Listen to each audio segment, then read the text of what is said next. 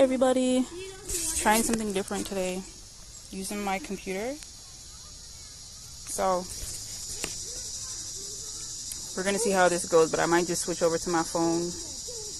I'm just trying right now to at least be live so people can see that I'm live, and then maybe restart the live once I'm ready. So what's going on, everybody? I want to just open it up so if anybody has any questions that you all can ask. Right? So hello. What is that? Alta H. Okay, there's a bug on my computer. What is that? All the H dub? All the HD up? All tad up. Okay. I think it says all tatted, like all tatted up. What's up? How you doing? I got it. So do you have any questions about fertility? That is what I'm opening it up for. Right? Don't throw no rocks around me. Don't throw no rocks. Don't throw any rocks. So I am just here. I'm probably going to restart this live, but if you have any questions, you can go ahead and ask me any questions that you have about fertility. I definitely would love to answer them. But what I am going to be talking about is some unusual fertility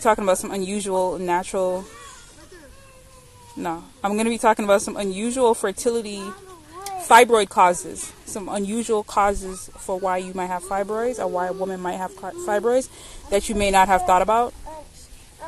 Because if you look online, they're going to tell you there's no cause for fibroids. They don't know the cause for fibroids. They don't know the cause for polyps. They don't know the cause for endometriosis. They don't know the cause for cysts. It's all a tactic. It's all a game. They tell you they don't know the cause so that way you can't prevent it. They tell you you don't know the cause so that way you can't, get a cure unless they give it to you. So I wanted to sort of decode that a little bit, right? Because one thing that you're going to see is, like, if they tell you, I'm just trying to get some hashtags. What they're going to tell you is if they say something like they don't know the cause of something. That's what they're going to do. They're going to say they don't know the cause, right? But then in the same breath, they're going to tell you that women in their 40s are more likely to get it, or they might even say something like women in their 30s are more likely to get whatever the case may be. We're just talking about just random fertility issues, right? So they're going to tell you they don't know what the cause is, but that a certain group of women can get it, and that you can get it if you are more likely to get this. But in the same breath, they're going to tell you there's no way to prevent it, right? But again, they're using a certain terminology, cure, prevent, cause. These are very strategic terminologies. Okay, so you got to think about that when you're reading this stuff.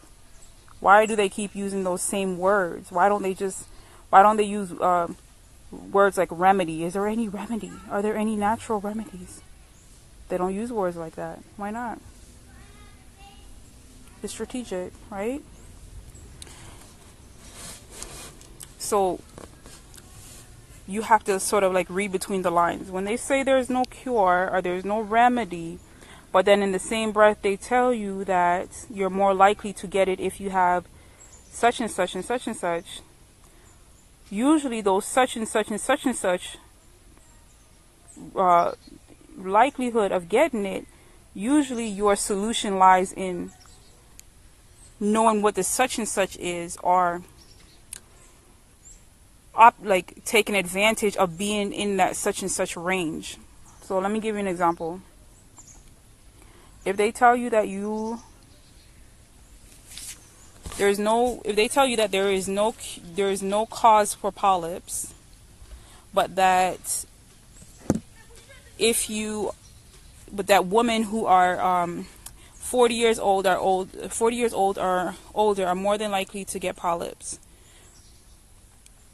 or women that are prone to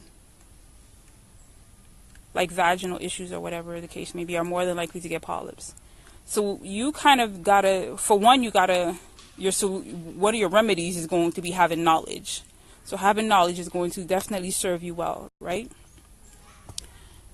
The next thing that you need to do is say, okay, well, if being prone to certain vaginal issues is somewhat of like a precursor, and I'm just being very hypothetical here, being prone to vaginal issues is not necessarily the reason for getting polyps. I'm just saying, if whatever your fertility issue is, if that's what they're saying, so you got to say, okay, well, if whatever they say I'm prone to is a precursor, how do I minimize being prone to this thing?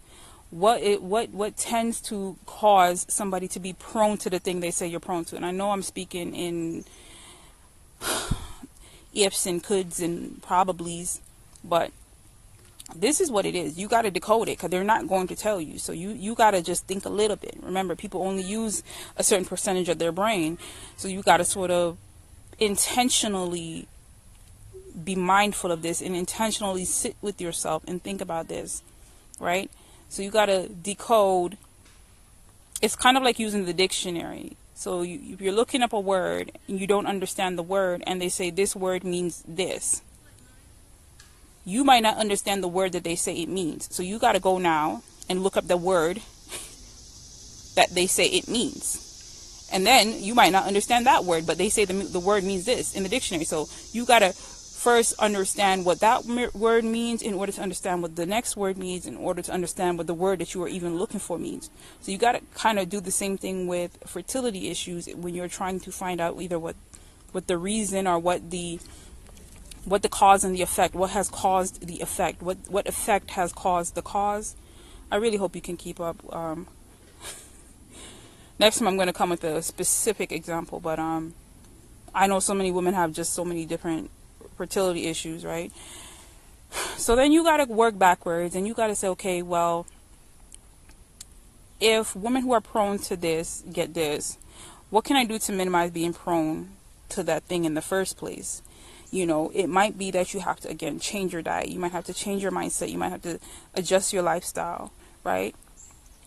And usually this is where we run into the most problems, because nobody wants to change what they're doing. Nobody wants to change. We live in a society where there are norms and there are status quos. And then if you go about trying to change something, you're not just changing yourself. You're going to change your friends. You're going to change your family. You're going to change probably the people your acquaintances at work, your peers, whoever it is that you know and meet and come across. It's all going to change, right? It's that same effect of when you decide that you want to have a baby, and maybe you find out that it's not that easy, or you can't have a baby. Or let me tell you something. It happens for women who are pregnant too. When you're pregnant, everybody looks pregnant, so it's not just you.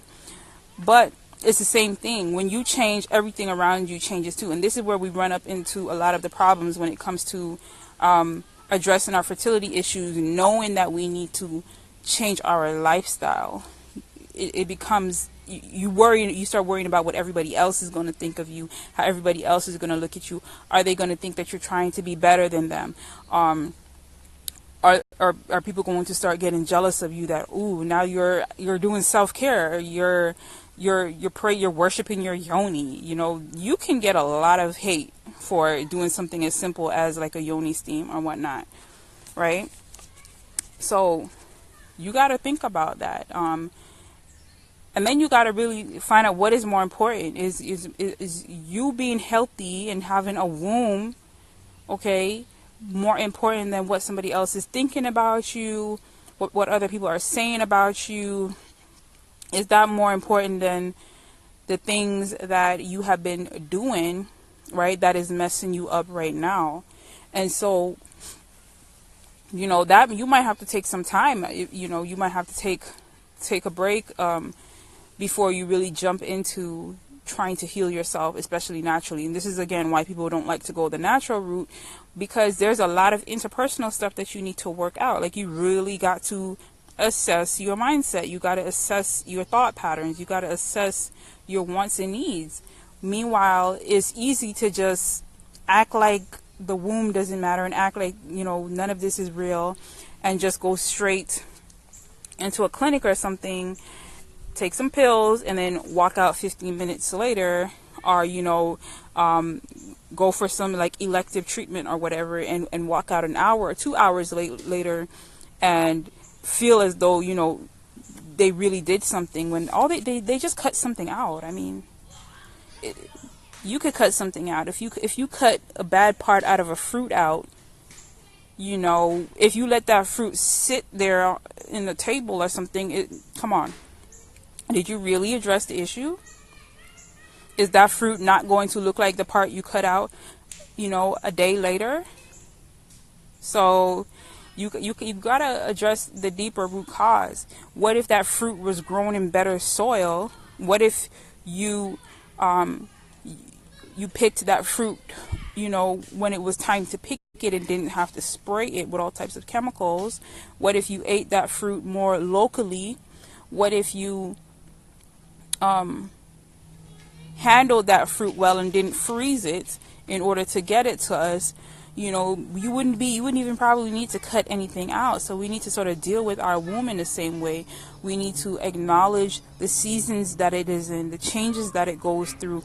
When we need to nourish our womb, when we need to eat certain foods and certain fruits, depending on the season, the cycle that we're in. At certain points in your cycle, you need to add iron, you need to add protein. At other points in your cycle, you need to add other types of nutrients and other types of minerals. Okay, other hormones supporting foods. Okay, so that's why you have seed cycling. That's why that works for some women to increase their fertility, because you need that extra again, iron, different minerals at different points in your cycle. You're bleeding, you're losing iron, you're losing blood, your hemoglobin and all of that stuff. You need foods that is gonna build the blood back up. So when we're dealing with our womb, like we need to handle it as though it is a baby. Handle your womb as though it is, something that needs nurturing and that needs love and attention. You're literally going to be holding a baby inside of there. So it would really, again, behoove you and make ample amounts of sense to nourish and treat your womb just like how you would a baby. And in order to do that, you have to treat yourself. Okay, you have to pamper yourself again. You have to bring back the self-care and the self-love into yourself. And so I didn't end up going on my phone, so I hope this is not too blurry. I will see on the playback, and I'll decide whether I would do it like this again, but I can kind of see it's kind of blurry just along there. So if you have any questions or anything that you want me to talk about tomorrow, definitely comment here, right? And I am going to do a live session right now, so the link is in my bio if you want to listen to my presentation of how you can increase fertility naturally in a more, structured manner, right? So you can click the link in my bio. I'm actually starting right now, so I'm going to go ahead and do that. Click the link in my bio to learn the 4 fertility moves you need to make in order to increase your fertility naturally, and we'll chat over there. So bye, and remember, ask any questions that you have. I definitely would love to answer them. Peace.